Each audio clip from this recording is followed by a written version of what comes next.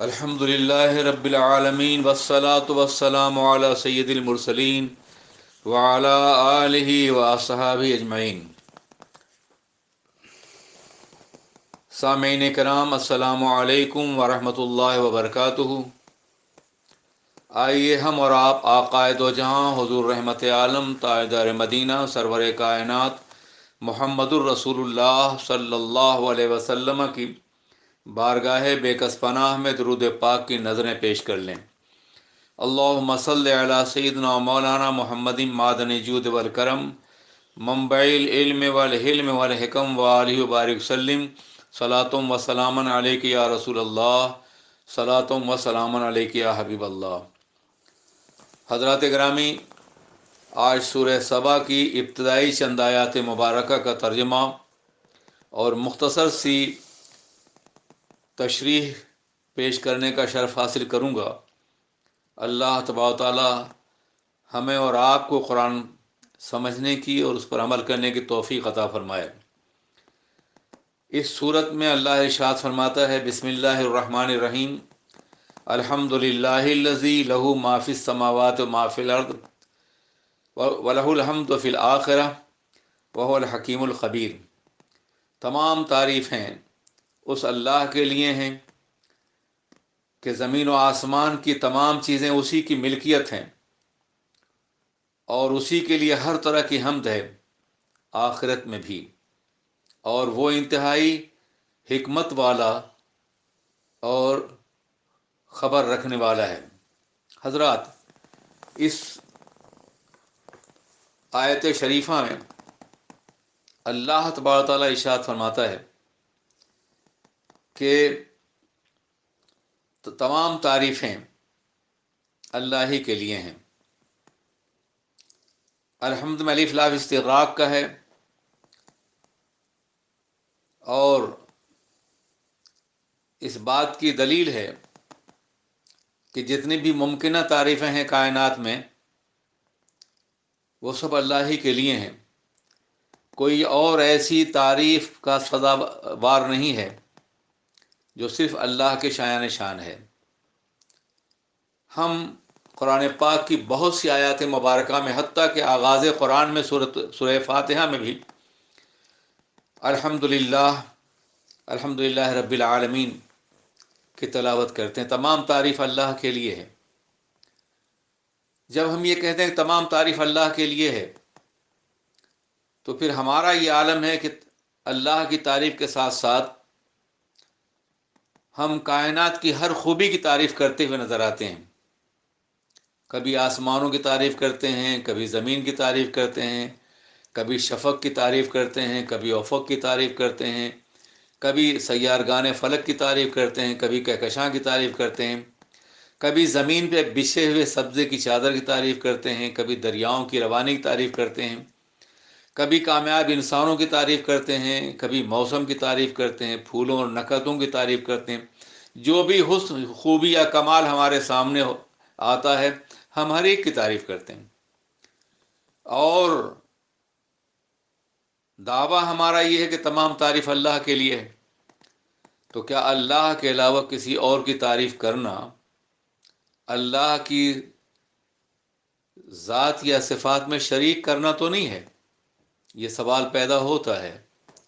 اس کا جواب مفسرین نے یہ دیا ہے کہ مصنوع کی تعریف صانع کی تعریف ہوتی ہے۔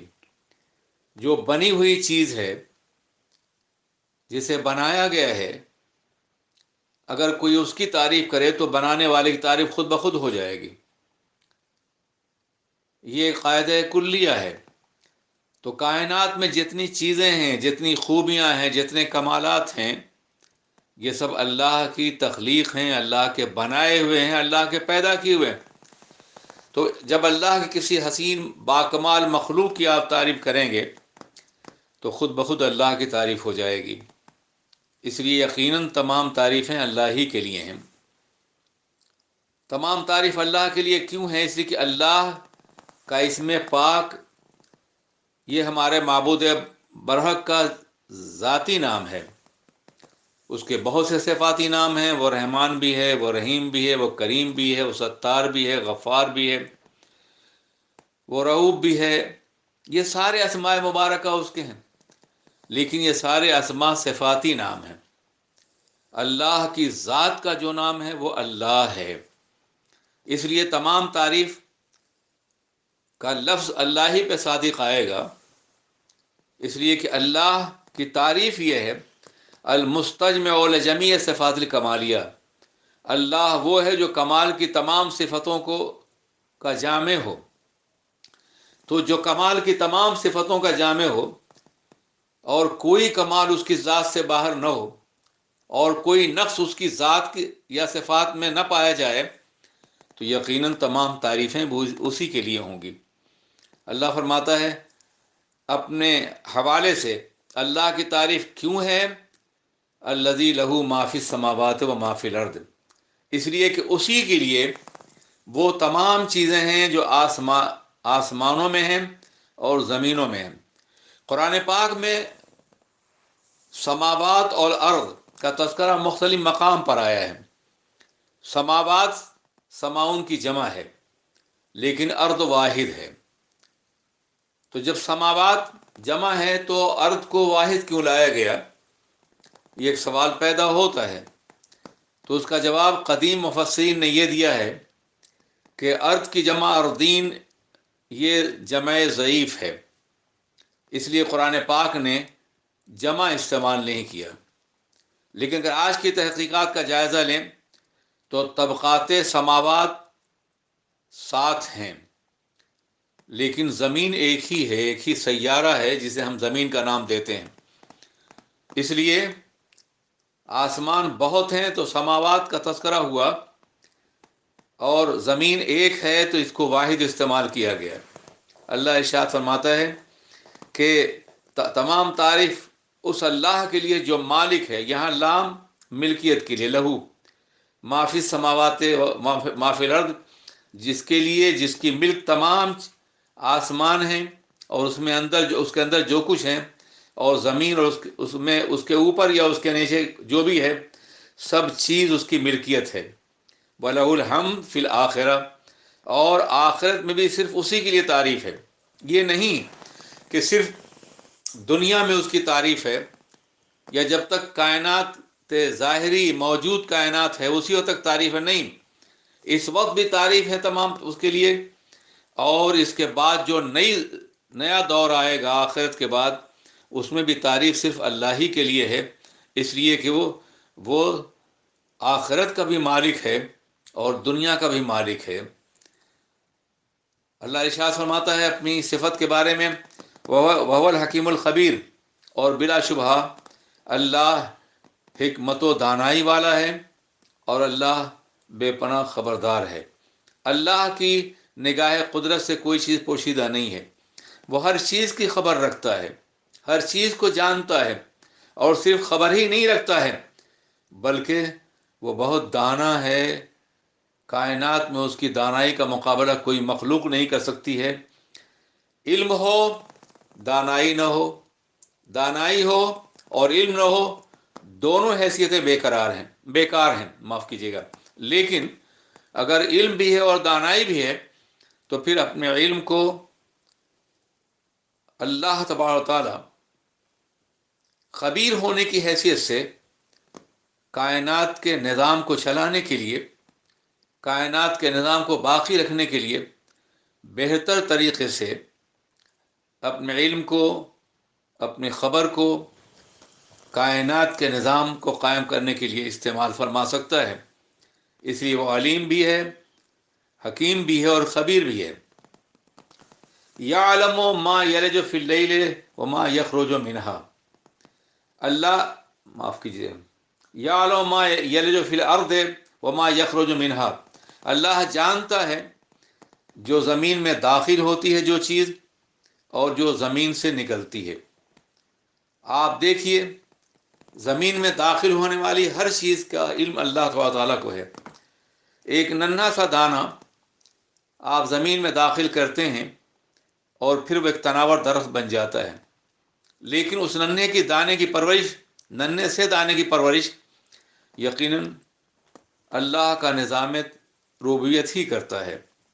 ज़मीन जो बड़े बड़े ارباب اقتدار کی ہڈیاں سرما بنا دیتی ہے، سب کو نگل جاتی ہے، وہ ایک ننھے سے دانے کی پرورش کرتی ہے، اور پھر اس سے ایک کوپل نمودار ہوتی ہے جو اس سے باہر آتی ہے، اور پھر وہ ایک تناور درخت بن جاتی ہے، اور پھر اس کے فوائد سے دنیا فائدہ اٹھاتی ہے، اس کے سائے میں لوگ بیٹھتے ہیں، اس کا پھل کھاتے ہیں، یا پھر غلے کی شکل میں پودا غلہ دیتا ہے جو خوراک بنتا ہے انسانوں کا۔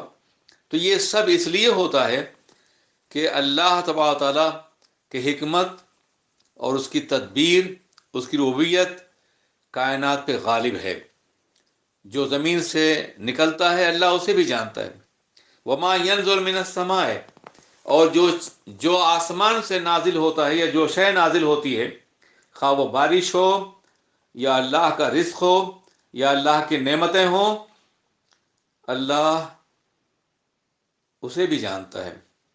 وما یارجو، اور جو آسمانوں پہ جاتا ہے، آسمانوں طرف رجوع کرتا ہے، عروج کرتا ہے، اللہ اسے بھی جانتا ہے۔ ان میں اعمال صالحہ بھی ہیں۔ جب انسان کوئی نیک عمل کرتا ہے تو اللہ کی بارگاہ تک پہنچا دیا تو اس کا عمل خدا کے حضور میں پہنچتا ہے۔ اس عروج سے بھی اللہ واقف ہے کہ بندہ جو عمل کر رہا ہے اس کا بھی علم سے ہے، اور جو اللہ کی نعمتوں سے فیضیاب ہو رہا ہے اس کا بھی علم سے ہے۔ کوئی بھی چیز اس کی نگاہ قدرت سے پوشیدہ نہیں ہے۔ وہ الرحیم الغفور، اور بلا شبہ وہ بے پناہ رحم کرنے والا اور بہت زیادہ بخشنے والا ہے۔ حضرات، اللہ کی نعمتوں سے استفادہ کرنے والے، اللہ کے فیضان بے پایاں سے فائدہ حاصل کرنے والے، اللہ کی ربوبیت کے زیر سایہ پروان چڑھنے والے اللہ کی نافرمانی بھی کرتے ہیں، مگر اس کے باوجود کہ لوگ اللہ کی نافرمانی کرتے ہیں، اللہ ایک طویل مدت تک انہیں ڈھیل دیتا ہے تاکہ وہ توبہ کر لیں، تاکہ وہ بخشش طلب کر لیں، تاکہ وہ رجوع اللہ کے ذریعے سے اپنی زندگی میں انقلاب برپا کر لیں۔ لیکن دنیا کفر کا یہ عالم ہے کہ اللہ کی نعمتوں سے فیضیاب ہونے کے باوجود، اللہ کی ربوبیت سے فیضیاب ہونے کے باوجود وہ اللہ کی نافرمانی کرتے ہیں۔ لوگ ایسے لوگوں کے بارے میں اللہ ایک طویل زمانے تک مہلت دیتا ہے، اس کو قانون امہال کہتے ہیں، تاکہ وہ باز آ جائے اپنے گناہوں سے، خدا کی بارگاہ میں توبہ کر لے۔ لیکن اس مہلت سے فائدہ اٹھا کے بھی اگر انسان توبہ نہیں کرتا تو پھر یا تو دنیا میں بھی اس کا مواخذہ ہوگا یا پھر قیامت میں یقیناً اس کا مواخذہ کیا جائے گا۔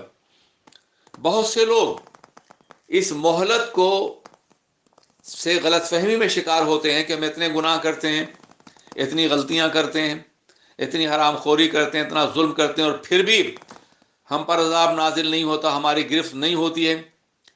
وہ اس غلط فہمی میں رہتے ہیں کہ آخرت موجود نہیں ہے، یہ ساری باتیں بس یوں ہی بنا دی گئی ہیں۔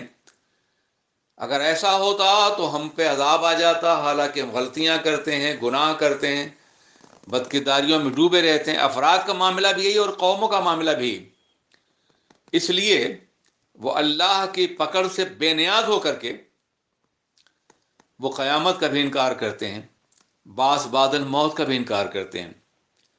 چنانچہ اللہ ان کا تذکرہ فرما رہا ہے، وقال الذین کفروا لا تأتینا الساعۃ، جو لوگ کافر ہیں وہ یہ کہتے ہیں کہ قیامت ہم پر کبھی نہیں آئے گی، قیامت کا وجود نہیں ہے۔ قل بلا وربی، اب یہاں خدائے ذوالجلال والاکرام اپنے پرجلال اسلوب سے جواب دے رہا ہے اپنے نبی کی زبان سے کہ اے نبی کہہ دیجئے بلا، بلا شبہ، یقیناً، کیوں نہیں، وربی، مجھے میرے پروردگار کی قسم ہے، لتاتینکم، قیامت یقیناً اور بلا شبہ تم پر نافذ کی جائے گی، تمہارے پاس آئے گی۔ لتاتینکم تاکید کا صیغہ ہے، بلا وربی، وربی قسم کے لیے ہے۔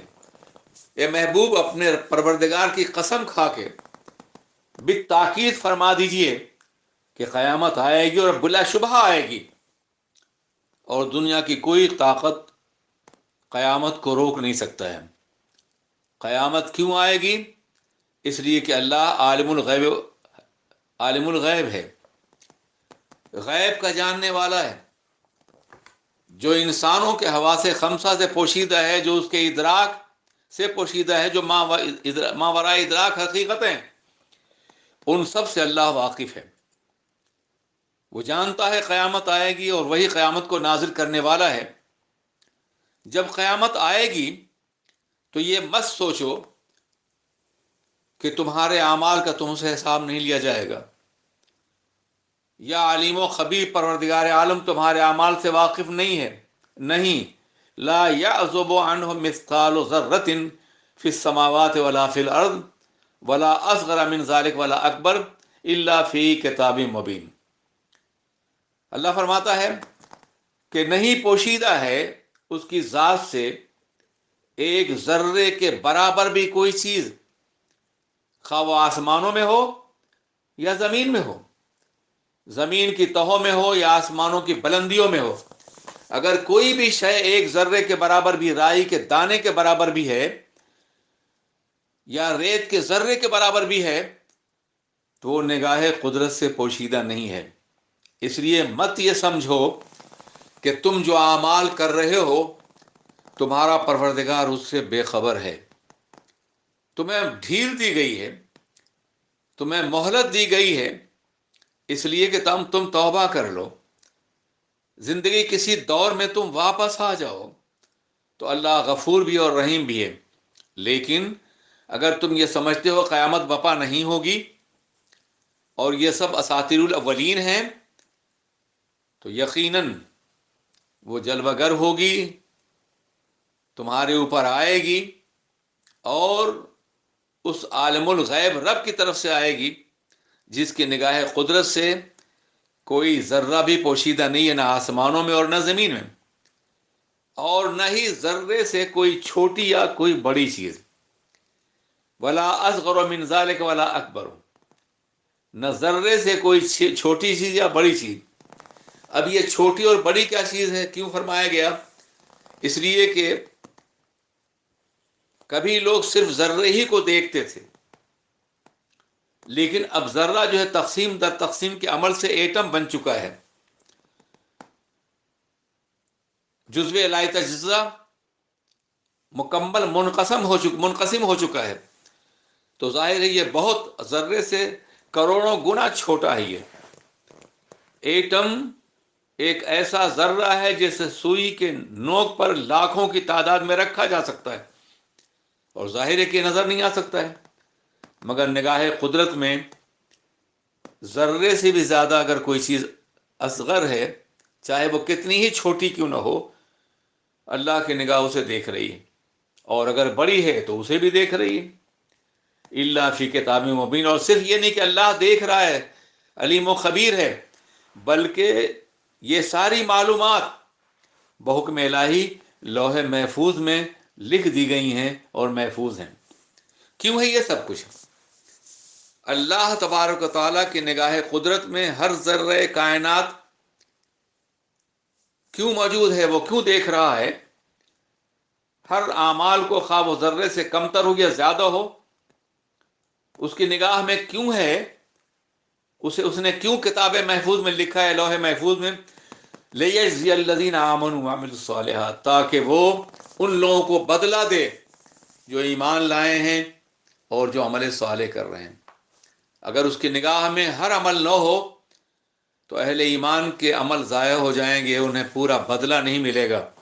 لیکن چونکہ وہ ہر عمل کو دیکھ رہا ہے، وہ عمل جو زمین پر ہے، جو آسمانوں پہ چڑھ رہے ہیں، اس لیے یقینی طور پر وہ ہر ایک عمل کا پورا بدلہ دے گا۔ کن لوگوں کو؟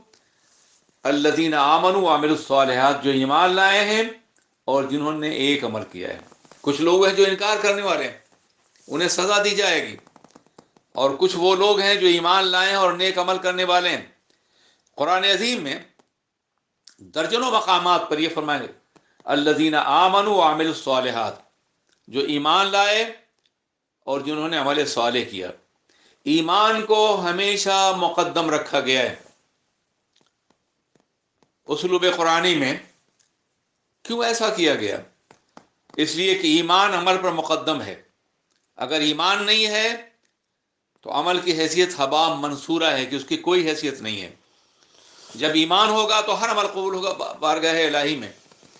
اس لیے پہلے ایمان کو مقدم رکھا گیا، اللہ پہ ایمان، اللہ کی کتابوں پہ ایمان، اللہ کے رسولوں پر ایمان، اللہ کے فرشتوں پر ایمان، قیامت کے دن پر ایمان، موت کے بعد اٹھنے پہ ایمان، اور تقدیر خیر و شر پر ایمان۔ یہ ایمان کے بنیادی عناصر ہیں، اور جو ان پر ایمان لاتا ہے یقین کامل کے ساتھ ان حقائق کو مانتا ہے اور پھر وہ نیک عمل کرتا ہے تو اللہ کی بارگاہ میں قبول ہوگا، یقیناً قبول ہوگا۔ لیکن اگر کافر کوئی ایسا عمل کرتا ہے جو نیکی میں شمار ہوتا ہے تو ممکن ہے دنیا میں اس کو کوئی فائدہ پہنچے، اس کی شہرت ہو جائے، اسے کوئی مقام میسر آ جائے، کوئی ایوارڈ مل جائے اسے، مگر آخرت میں اس کے لیے کوئی حصہ نہیں ہوگا، اس لیے کہ وہ آخرت کا منکر رہا ہے۔ پھر اللہ فرماتا ہے یہ لوگ جو نیک عمل کرنے والے ہیں اولئک لہم مغفرۃ و رزق کریم، ان کو اللہ کی طرف سے مغفرت بھی ملے گی اور بہت ہی مبارک رزق ملے گا۔ یہ مبارک رزق دنیا میں بھی ملے گا۔ رزق بہت سے لوگوں کو ملتا ہے، روزی بہت سے لوگوں کو ملتی ہے، لیکن کچھ لوگ دولت کماتے ہیں، دولت کی بھرمار ہوتی ہے ان کے پاس، مگر رزق کریم نہیں ہے۔ مگر رزق کریم وہ ہے کہ جو رزق بھی ہو، بخشش بھی ہو اللہ کی طرف سے، اور پھر اس میں کرامت بھی ہو۔ اللہ کی بارگاہ میں مقبولیت کا مقام عطا فرمانے والا جو رزق ہے اسے رزق کریم کہتے ہیں۔ اس کے مقابلے میں جو ایمان لائے عمل صالح جو کرتے ہیں ان کے مقابلے میں وہ طبقہ ہے والذین سعوا فی آیاتنا معاجزین، اور وہ لوگ جو ہماری آیتوں کو شکست دینے کی کوشش کرتے ہیں، جو ناممکن ہے ان کے لیے۔ وہ یہ سمجھتے ہیں کہ ہماری آیتوں کو جھٹلا کر کے ہماری آیتوں کو شکست دے لیں گے، ہرا دیں گے، ایسا کبھی نہیں ہوگا۔ اولئک لہم عذاب من رجز علیم، یہی وہ لوگ ہیں جن کو بدترین قسم کا دردناک عذاب دیا جائے گا۔ وَيَرَى الَّذِينَ أُوتُوا الْعِلْمَ، اور وہ لوگ دیکھیں گے، جانتے ہیں جنہیں علم دیا گیا ہے، علم حقیقت دیا گیا ہے، حقیقت کا ادراک بخشا گیا ہے۔ الذی انزل الیک من ربک، جنہیں علم دیا گیا ہے وہ جانتے ہیں اس کتاب کے بارے میں جو آپ کے رب کی طرف سے نازل کی گئی ہے، هو الحق، کہ وہ جو نازل کی ہوئی حقیقت ہے وہ حق ہے۔ وَيَهْدِي إِلَىٰ صِرَاطٍ مُسْتَقِيمٍ، صراط العزیز الحمید، اور وہ کتاب رہنمائی کرتی ہے، ہدایت دیتی ہے خوبیوں والے اللہ کے مقدس اور عزت والے راستے کی طرف وہ کتاب رہنمائی کرتی ہے، سیدھے راہ کی طرف جو جسے اللہ ہی دکھاتا ہے۔ وقال الذین کفروا، اور جو کافر ہیں انہوں نے یہ کہا هل ندلکم علی رجل ینبئکم اذا مزقتم کل ممزق، کیا ہم تمہیں خبر دیں ایک ایسے انسان کے بارے میں معاذ اللہ جو تمہیں خبر دیتا ہے کہ جب تم ریزہ ریزہ کر دیے جاؤ گے، بکھیر دیے جاؤ گے، تو تم کو ایک نئی زندگی سے آشنا کیا جائے گا۔ انکم لفی خلق جدید، تمہیں از سر نو پیدا کیا جائے گا۔ اب وہ اپنی بدبختی سے کہتے افطر علی اللہ کذبا، کہ یہ دعوے دار معاذ اللہ جو نبی ہیں اللہ پہ جھوٹ باندھتے ہیں، ام بھی جنتن، یا پھر انہیں جنون ہے، معاذ اللہ دیوانہ پن ہے۔ اللہ فرماتا ہے کہ جو لوگ یہ کہتے ہیں تو ان کا معاملہ یہ ہے کہ میرے حبیب نہ مفتری ہے اور نہ دیوانہ ہے، بلکہ جو ایسا کرنے والے ہیں اور آخرت پہ یقین نہیں رکھتے ان کے لیے عذاب ہے، اور کھلی ہوئی بدترین گمراہی مبتلا ہیں جس سے پلٹ آنے کے امکانات نہیں ہیں۔ جو پیغمبر اعظم کی کتاب اور ان کی دعوت کی صداقت ازلی پر یقین نہیں رکھتا وہ بدترین گمراہی دوچار ہے، اور وہ کبھی لوٹ کے نہیں آئے گا، اس کے لیے عذاب مقدر کر دیا گیا ہے۔ افلم یروا الی ما بین ایدیہم وما خلفہم، کیا انہیں نظر نہیں آتا جو ان کے آگے اور پیچھے ہے؟ یعنی گھیر رکھا ہے انہیں اللہ کی قدرت نے ہر طرف سے، زمین میں گھیر رکھا گیا ہے اور آسمان میں گھیر رکھا گیا، من السماء والارض۔ وہ نہ زمین کے حدود سے باہر جا سکتے ہیں اور نہ آسمان کے دائرے سے نکل سکتے ہیں، اتنے مجبور ہیں۔ ان نشا نفسد بہم الارض، اگر ہم چاہیں تو انہیں زمینوں میں دھسا دیں، زمین میں، اور نسقط علیہم کسفا من السماء، کسفا من السماء، یا ہم ان کے اوپر آسمان کے چند ٹکڑے گرا دیں۔ ان فی ذلک لآیۃ لکل عبد منیب، بلا شبہ اللہ کی قدرت اور اس کے اختیارات اور زمین و آسمان میں گھرے ہونے کی وجہ سے ہر اس بندے کے لیے کھلی ہوئی نشانی ہے جو عبد منیب ہے، اللہ کی طرف رجوع کرنے والا ہے۔ حضرات گرامی، ان چند آیتوں کا ترجمہ میں نے پیش کرنے کا شرف حاصل کیا ہے۔ انشاءاللہ درس قرآن کا یہ سلسلہ جاری رہے گا۔ آپ لوگ انتہائی اخلاص کے ساتھ، اس امید کے ساتھ کہ اللہ درس قرآن کے ذریعے سے ہمارے ذہنوں کھول دے گا اور ہمارے دلوں کو منور کر دے گا، آپ سماعت فرماتے رہیں، دعا کرتے رہیں، اللہم ارزقنا تلاوت القرآن آناء اللیل و آناء النہار۔ اے اللہ ہمیں قرآن پاک کی تلاوت شام اور صبح عطا فرما۔ اللہم نور قلوبنا بنور القرآن، ہمارے قلوب کو قرآن پاک کے نور سے منور کر دے۔ ونور قبورنا بنور القرآن، اور ہماری قبروں کو بھی نور قرآن سے منور کر دے۔ ونور صراطنا بنور القرآن، اور ہمارے راستے کو، خواہ وہ دنیا میں چلنے والا راستہ ہو یا پل صراط کا راستہ ہو، اس کو بھی قرآن پاک کے نور سے منور کر دے۔ وَاجْعَلْهُ لَنَا شَفِيعًا یوم القیامہ، اور اللہ قرآن کو ہمارے لیے شفاعت کرنے والا بنا دے۔ آمین یا رب العالمین۔ السلام علیکم ورحمۃ اللہ وبرکاتہ۔